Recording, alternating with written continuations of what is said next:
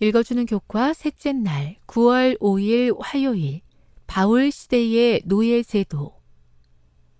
다음 구절에서 종과 그 주인에게 주는 권면을 읽어보라.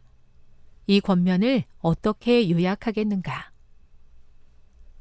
그리스도인 노예와 그리스도인 주인이 에베소의 가정교회에 함께 앉아있는 모습을 상상하며 그리스도인 노예의 주인에 대한 바울의 권면을 듣는 것은 놀라운 일이다. 그리스 로마 시대의 노예 제도는 후대의 신대륙의 노예 제도와 엄청난 차이가 있다. 그 권면은 한 집단에 초점을 맞추지 않는다. 도시에 사는 가정 노예들은 때로 교육의 기회가 있었고 건축가, 의사, 철학자 등으로 일할 수 있었다. 대부분의 노예들은 자유를 얻지 못했지만 어떤 이에게는 특정 기간의 노역 후 자유가 주어지기도 했다. 이러한 차이를 반영하기 위해 최근 성경 번역본에서는 에베소서 6장 5에서 8절의 헬라어 둘로스를 노예보다는 종신종으로 번역하고 있다.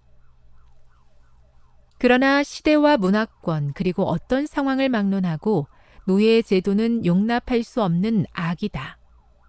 하나님은 그분의 무한하신 공의를 따라 노예 소유자를 심판하고 정죄하실 것이며 이에 대해 우리는 감사할 수 있다.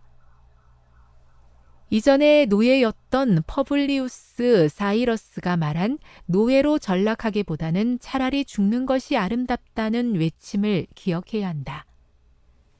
이런 모든 현실을 고려할 때 특히 노예들이 주인의 위협 아래 살고 있기 때문에 둘로스는 노예로 번역하는 것이 선호된다. 노예 제도는 바울이 살던 시대에 항상 존재하던 악이었다. 바울은 사회개혁가로서가 아니라 신자들에게 현실에 대처하는 방법을 권면하고 신자 개인의 변화에 초점을 맞춘 새로운 이상을 제시하는 목회자로서 이 문제를 다루었으며 이는 나중에 사회 전체에 더 큰 영향을 미칠 것이었다. 그의 비전은 로마 제국의 노예 해방이 아니었다. 오히려 그의 견해는 법적인 노예 해방보다는 하나님의 자녀로 입양됨으로 새롭게 창조된 형제 A에 기초한 성도들의 교제에 관한 것이었다. 바울에게 사회혁명은 그리스도의 몸된 교회에서, 지역 차원에서, 그리고 그리스도인 가정교회와 가정에서 일어나는 것이었다. 교훈입니다. 교회 안에 공존하는 주인과 노예 사이의 현실에 대한 목회자 바울의 권면은 신자 개인의 변화를 넘어서고 사회 전체에 영향을 미치는 결과를 낳았다. 묵상. 기독교 역사에서 큰 오점은 사람들이 노예들에 관한 구절을 자신의 방법으로 사용해 노예 제도를 정당화한 것입니다. 무엇이 그들을 그렇게 이끌었습니까? 적용.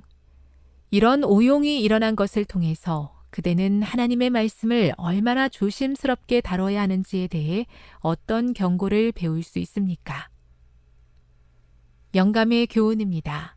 바울은 노예 제도의 기초를 무너뜨릴 원칙들을 가르침. 그러나 사도는 바로 노예 제도의 기초를 공격하는 원칙들, 만일 시행된다면 제도 전체를 분명히 무너뜨릴 원칙들을 가르쳤다. 주의 영이 계신 곳에는 자유함이 있느니라고 사도는 선언하였다. 회개할 때 노예는 그리스도의 몸의 한 지체가 되므로 그와 같은 사람은 형제로서 하나님의 축복과 복음의 특권에 있어서 그의 주인과 유업을 함께 누리는 이로써 사랑과 대접을 받아야 하였다. 사도행적 459에서 460. 현실과 하나님의 이상 사이에서 고민할 때 도와주시기를 기도합니다. 하나님의 뜻이 우리의 현실 가운데 살아있도록 지혜를 주옵소서. 현실에 부딪히며 어려움이 있어도 우리의 현실을 바꾸어 주실 주님의 날을 더욱 고대하게 하옵소서.